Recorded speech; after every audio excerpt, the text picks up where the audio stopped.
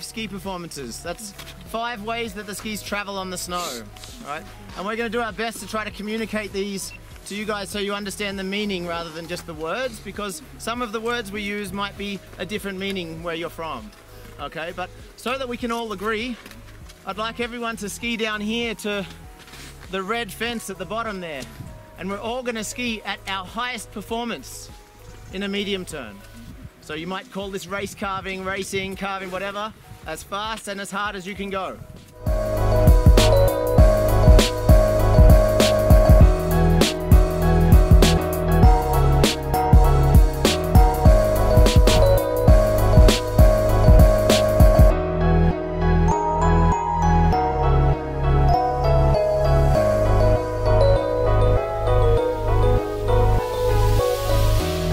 Can you please tell me in your country what you call that performance?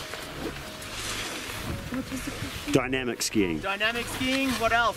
Bossatash. Bossatash, what else? That's it. Okay, we in Australia call that ski performance, the way the ski travels, we call that pure carving. Pure carving, right? That's kind of our highest performance, and that's our goal, but that's not achievable everywhere. But we want to start with our goal. And we think that there are some characteristics about the way the ski travels there that we very much like, that we think is versatile, and that we also want to pass on to our guests, even if they can't achieve that performance. And those characteristics are, firstly, the ski generally travels forward. In this, it travels tip first and the tail follows, but generally it's traveling forwards. Secondly, the ski's edge is increasing progressively through the turn. And thirdly, as a result, the pressure build-up is progressive and manageable. So those 3 characteristics, we thought that works very well, but you know, we want to try to keep this into some of the skiing performances or on terrain, even if we can't pure carve. Okay, so pure carving is our highest performance. Okay, so if you can see, we've got that first or the lowest performance, which we would say is skidding. That's not an ideal performance because it doesn't have those 3 characteristics. We've just gone through then the next one, which is steering. That's our ideal performance for beginners. Or depending on the terrain, you know, that people can navigate terrain if they're not skilled enough to go on further than that. At the top then we had railing and pure carving. But there is a big gap between this steering and the railing or pure carving. And that's where we have, I guess, created a performance that we call carving. Now this might be a different sort of idea to what others call carving. I know a lot of people call carving like we call pure carving, but for us a carving is like a stepping stone for somebody who can steer very well and is working towards pure carving.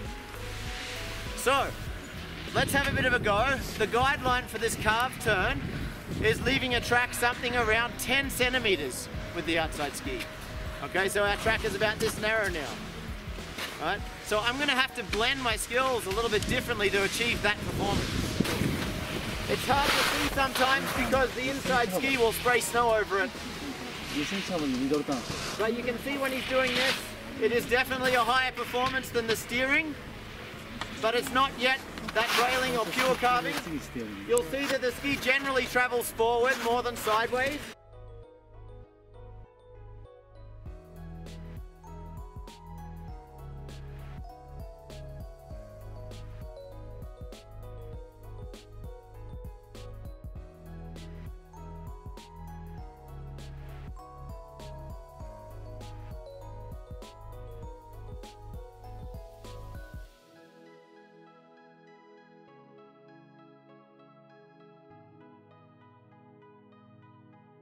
Paul Lorenz.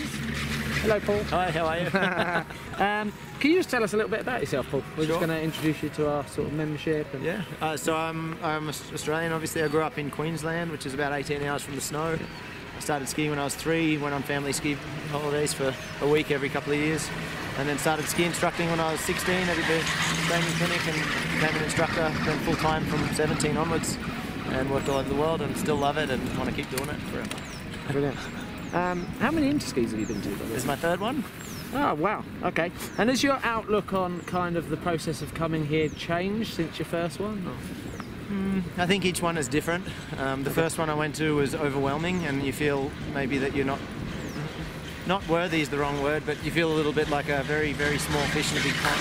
Yeah, and yeah. that's very terrifying to say anything or, interact. As you go, this one definitely feels more comfortable to talk and interact, and that's what it's all about.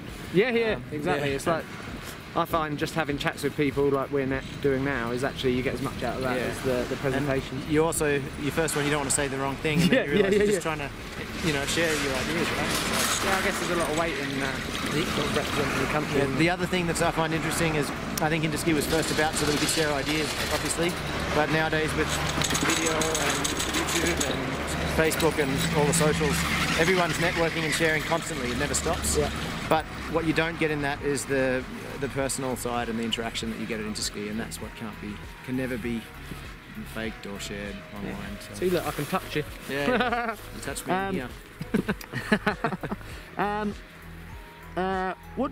Right, it's really interesting, right? What do you feel the values of sending your team all the way up here to Bulgaria? Yeah. What do you feel what the value of it is? Yeah, well, there's the obvious value of learning from all the other countries. Yeah. We're all seeing every workshop, we're spreading ourselves out so we can listen to what they have to share and bring that back to our membership. But one thing that I think was highlighted in your presentation that is as much, for us, is the preparation that goes into Interski. Yeah. And often I think the biggest changes come in an organisation in the lead up to Interski as you prepare to present something, and then obviously see what it's like and how it's judged on the world stage, and then bring it back and say, yeah, that kind of is good, and we're going to go with that or not. So things like the development of our app, that sort of happened around the last Interski, so that we could present it. And that's a huge development for our membership that wouldn't have happened without Interski. Awesome. So that sort of lead up, and then like I said, obviously everything you learn from speaking to everyone. Yeah. Perfect. We feel exactly the same, though. Yeah. It's really productive, eh? Yeah. Nothing gets you into gear like a deadline, hey? No, have something ready. You've got that line, and you have to get it done. And what's your role within your country's demo team? So I'm an Alpine demonstrator. Within the APSI, I'm also on the technical committee, and then a level 4 examiner.